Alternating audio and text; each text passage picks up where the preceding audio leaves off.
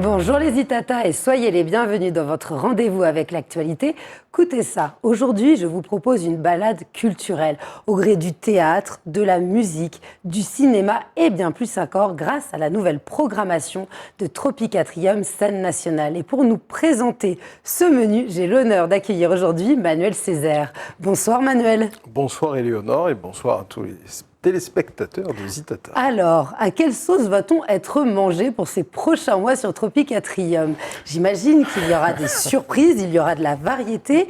Quelle est donc la ligne directrice de cette nouvelle programmation? Maintenant, qui va manger qui, je ne sais pas. Ce seront peut-être les spectateurs qui vont manger justement de cette programmation qu'on leur a préparée, qu'on leur a concoctée. Et alors, bon,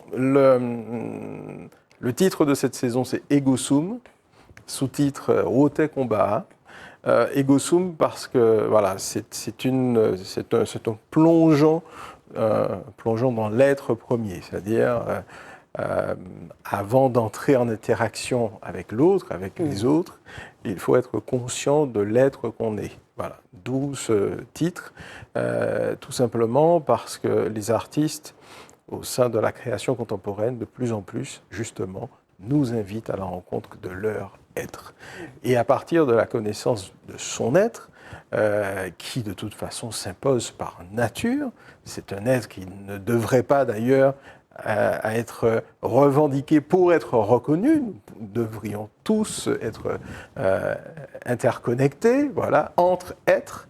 On peut aller effectivement à la rencontre de l'autre. Alors, pour l'artiste, à la rencontre du public, pour le public, à la rencontre de l'artiste, mais bien sûr aussi entre artistes, donc entre les artistes martiniquais, les artistes venus d'ailleurs, qui viennent dans le cadre de cette programmation. Rote Combat, parce que la vie, comme chantait Kali, la vie a son sacré combat. Donc bien sûr, il n'y a pas un combat, mais des combats. Il y a des combats qui peuvent être contemporains, il y a des combats qui peuvent être historiques, il y a des combats qui peuvent être systémiques, il y a des combats qui sont personnels, il y a des combats collectifs, voilà, sociétaux. Et donc voilà, mais avec bien sûr cette possibilité aussi peut-être de voir et de définir les luttes quotidiennes par le regard, par le prisme de l'artiste. Là aussi, les créations contemporaines s'attaquent souvent aux enjeux, aux problématiques, parfois même aux névroses sociétales. Et le regard de l'artiste, à mon avis, complète celui des sociologues, des psychologues, etc. Voilà. Alors ce prisme, cette vision de l'artiste, on va le retrouver dans les différentes disciplines. Ouais. Si vous le voulez bien, on va commencer notamment avec la 18e édition du Ciné Martinique Festival qui se tiendra du 13 au 21 octobre. Qu'est-ce qu'on va y découvrir? À peu près combien de films seront présentés et quels styles seront mis à l'honneur? Nous n'avons pas résisté à la saine tentation de rendre hommage à Harry Belafonte, qui nous a quittés il y a quelques mois, cette année, et par, je dirais, une résonance naturelle à Sydney-Poitiers, de par un certain nombre de points communs, de par l'engagement de ces deux hommes sur la question des droits civiques aux États-Unis, sur aussi l'image de l'homme noir ou de la femme noire dans l'industrie cinématographique hollywoodienne. Et ce sont pas seulement des précurseurs, mais des hommes qui se sont engagés aussi auprès d'autres icônes comme Martin Luther King et qui ont sans doute apporté une contribution qui permet aujourd'hui à d'autres afrodescendants d'être des stars aujourd'hui du grand écran, du petit écran. Donc la soirée d'ouverture sera d'ailleurs dédiée à Harry Belafonte avec un hommage musical, un concert. C'est un concert spécifiquement dédié à son répertoire, sous la direction artistique de Frédéric Lamour, avec Myra Maud en tant qu'interprète et 8 musiciens et qui vont revisiter les succès ou des œuvres moins connues d'Harry Belafonte. Et la programmation que nous a concoctée Steve Zebina va bien sûr nous amener dans Ben, dans la question, je dirais, des résistances, c'est d'un cinéma très engagé politiquement, mais plus particulièrement, plus généralement, d'un point de vue sociétal, parce que les combats que j'évoquais tout à l'heure font partie de la réalité des cultures qui elles-mêmes irriguent les écritures cinématographiques, qu'elles viennent du continent africain, européen, asiatique, indien ou américain. Je vous propose qu'on regarde ensemble la vidéo de présentation de ce festival.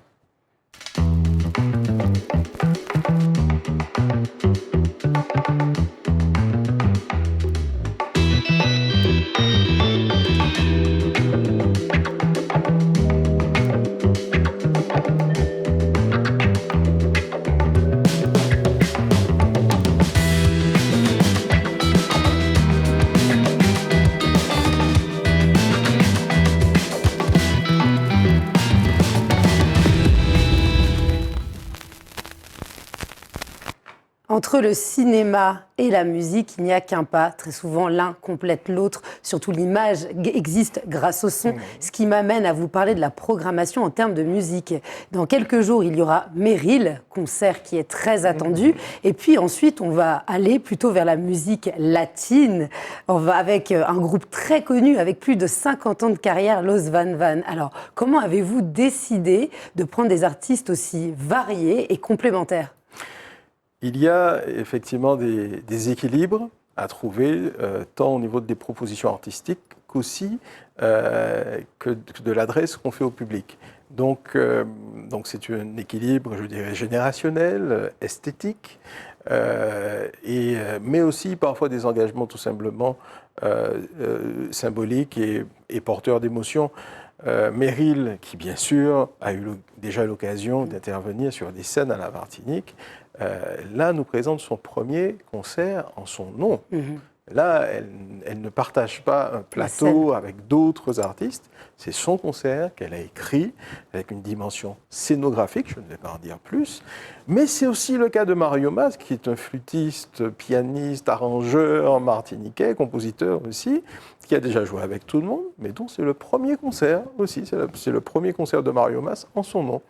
Et puis, il y a des institutions musicales. Et là, on est presque dans des institutions plurigénérationnelles, comme la Orquesta Aragon. Cette fois-ci, c'est Los Van Van, groupe mythique cubain, qui aujourd'hui est porté par pratiquement la deuxième génération. C'est le fils du fondateur qui dirige le groupe aujourd'hui. C'est un événement à ne pas rater. Nous avons dû rajouter une date supplémentaire, donc 27 et 28 octobre.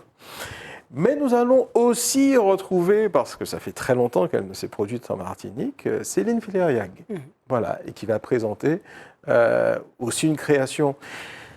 Ce sont des spectacles, ce qui veut dire que ce ne sont pas des formes musicales qu'on peut retrouver à d'autres moments de la vie culturelle martiniquaise. Ce sont des artistes qui écrivent des spectacles pour ces rendez-vous qu'ils ne veulent pas rater avec le public martiniquais. Et le public vit une véritable expérience en allant les voir. Tout à fait. Et pour se mettre déjà dans l'ambiance festive, je vous propose qu'on regarde la vidéo de présentation de Los Van Van.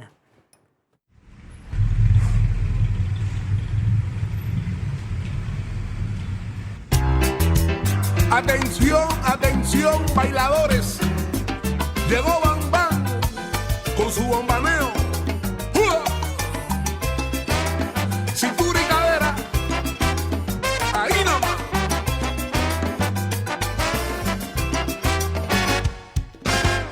Atención, atención, Caribe, atención. Atención.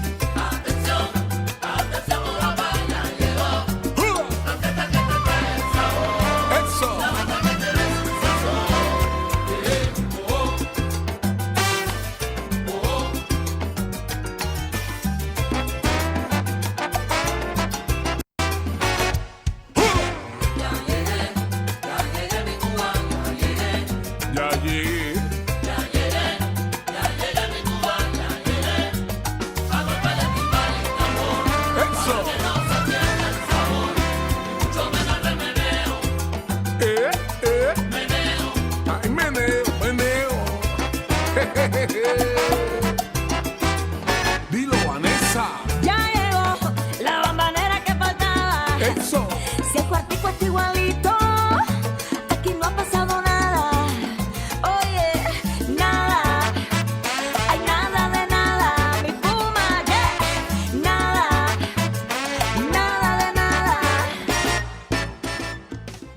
Alors à cette programmation s'ajoute aussi le Martinique Music Jazz Festival qui aura lieu du 22 novembre au 2 décembre. Là, vous avez déjà une idée, vous pouvez nous révéler les artistes qu'il y aura ou c'est encore secret? C'est encore secret, Ah.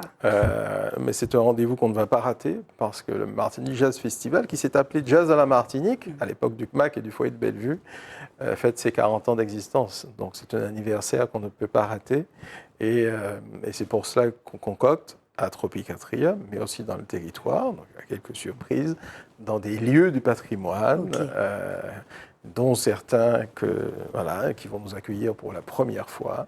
Et donc je vous invite, effectivement, j'invite les téléspectateurs à suivre la communication digitale du Tropicatrium. Alors on sent bien votre volonté de faire des ponts à travers les différentes disciplines, c'est-à-dire que là, on présente ça de manière synthétique, hein, Oui. bien évidemment, mais à chaque fois, il y a aussi tous les techniciens qui travaillent sur les lumières, il y a le son qui va avec le théâtre, il y a Bien la sûr. musique qui va avec le cinéma. sûr. Vous êtes habité par cet amour de l'artistique de manière très transversale. Oui, alors nous avons une action pluridisciplinaire, bien sûr, danse, musique, théâtre, cinéma, art visuel, des formations, l'accompagnement aussi des artistes.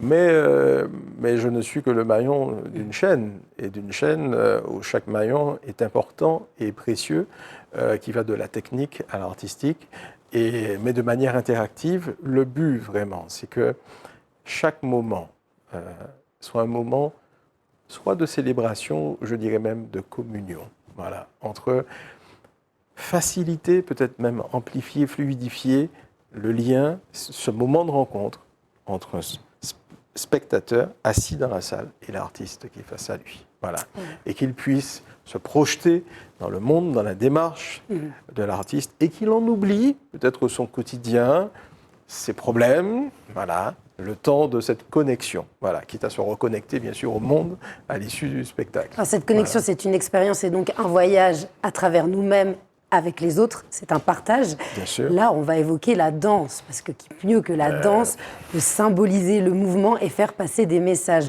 L'un des rendez-vous prégnants, c'est Tout Moon le 7 octobre, qui est un spectacle autour de la pensée d'Édouard Glissant, avec une dizaine de personnes sur la scène Tout et à fait. une danseuse martiniquaise. Et une danseuse martiniquaise, Yael Réunif, qui était en résidence tremplin l'année dernière, enfin la saison dernière à Tropicatrium, et qui fait partie de cette distribution des deux chorégraphes et la Fatoumi, Éric Lamoureux, sur une musique magistrale de Raphaël Imbert, et autour de la notion effectivement du tout monde d'Édouard Glissant, et donc il s'appelle Tout Moon.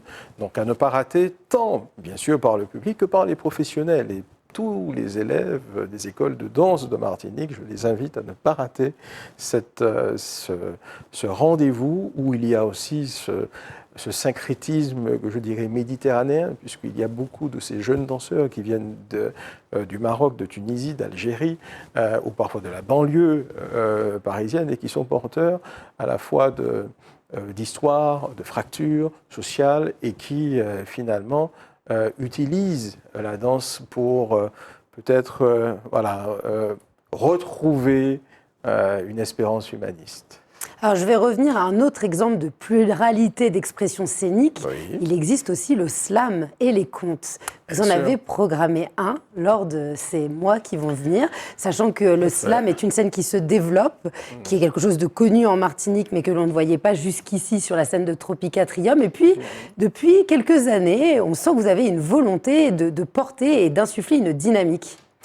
Oui, nous devons être, je dirais pas même pas une fenêtre, mais une grande porte ouverte à toutes les expressions artistiques, à toutes les identités artistiques, à toutes les tendances artistiques également. Et le slam a très clairement fait sa place dans ce qu'on appelle les arts de la parole et est devenu une discipline artistique à part entière. Et donc, dans le cadre de la Journée internationale du créole, nous avons fait le choix de décliner donc la langue créole et de rendre hommage à la langue créole avec des conteurs, des slameurs et slameuses, et la veille, un petit cycle de films en créole que Steve Zebina nous a concocté, à la fois en créole martiniquais, créole mauricien, créole haïtien. Voilà, donc 2 jours, 25 et 26 octobre à Tropicatrium, tout ça dans la salle Frantz Fanon. En parallèle de tous ces spectacles qui auront lieu sur des soirées, des après-midi quand les scolaires sont visés, il y a aussi des expositions permanentes qui durent sur plusieurs jours, auxquelles on peut se rendre lorsqu'on est disponible, du lundi au samedi, ou même en sortant d'un spectacle ou en y allant, on peut visiter. J'aurais aimé que l'on aborde Victor Permal, qui sera exposé du 2 octobre au 11 novembre, dont on voit sur l'écran les œuvres défilées. Oui, alors Victor Permal fait partie de ces références du milieu des arts visuels martiniquais, mais plus largement au sein de la Caraïbe et ailleurs. Donc c'est une approche de la couleur, c'est une approche de la texture, on sent le mouvement en réalité, c'est-à-dire que en voyant l'œuvre, on sent le mouvement pas seulement du pinceau, mais aussi des forces de la nature, parce que c'est un homme très connecté à la nature, sensoriel, à sa terre. Et j'invite aussi, pour ceux qui ne l'ont pas encore vu, donc juste avant l'exposition de Victor Permal, à l'exposition des étudiants du campus caribéen des arts, qui est actuellement visible jusqu'à samedi, autour du bijou martiniquais, avec très sincèrement leurs professeurs, mais aussi des artisans bijoutiers. Et je crois que ce travail qu'ils ont fait ensemble augure de ce que peut être l'avenir du bijou martiniquais. Et puis c'était une exposition qui a été lancée durant les Journées européennes du patrimoine, c'est bien ça. Et on a senti un véritable engouement à travers cet art qui est original. Tout le monde en parle des bijoux. De là, avoir une exposition, ça changeait et ça permet aussi de faire venir des personnes qui n'auraient pas pensé à traverser la porte de Tropique 4e scène nationale. Et en parlant de public très varié, on en vient aux enfants. Qu'avez-vous prévu pour eux ? Alors nous aurons, comme traditionnellement, une ribote. Donc là aussi, j'invite les parents, enfants et grands-parents, parce que parfois ce sont les grands-parents qui amènent leurs petits-enfants au spectacle, à suivre notre programmation. Nous aurons à la fois des propositions pour les tout-petits, donc à 3 ans, 4 ans, 5 ans, avec la création de Trompette de Guillaume Malasné, mais aussi pour un public plus large et vraiment familial. Le Petit Chaperon Rouge, nous aurons Mon grand-père son robot, nous aurons aussi une création en danse indienne qui sera présentée, qui sera proposée donc, au jeune public. Donc voilà, nous serons à Tropique Atrium, mais aussi dans le territoire. Donc c'est un joli petit festival qui va nous amener en famille vers les fêtes de fin d'année. À partager, à interpréter ensemble et surtout à lancer des discussions autour de ce qu'on voit. Tout à fait. C'est vraiment... et en débattre au sein de la famille après. Tout à fait, sur le sentiment que l'art a pu provoquer chez chacun d'entre nous.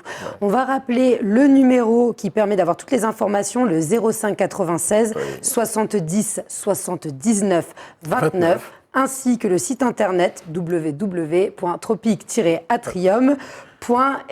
Et dessus, on retrouvera la programmation que vous venez d'évoquer. C'est bien ça ? Avec bien sûr bien plus de précision et de manière bien plus complète et détaillée. Merci beaucoup Manuel Césaire de nous avoir présenté ces prochaines semaines. Et puis on sera là pour bien sûr le second trimestre de l'année, premier trimestre, de l'année 2024. Donc je nous souhaite une très belle saison culturelle. Et voilà, et on sera là, on sera présent pour vous accompagner.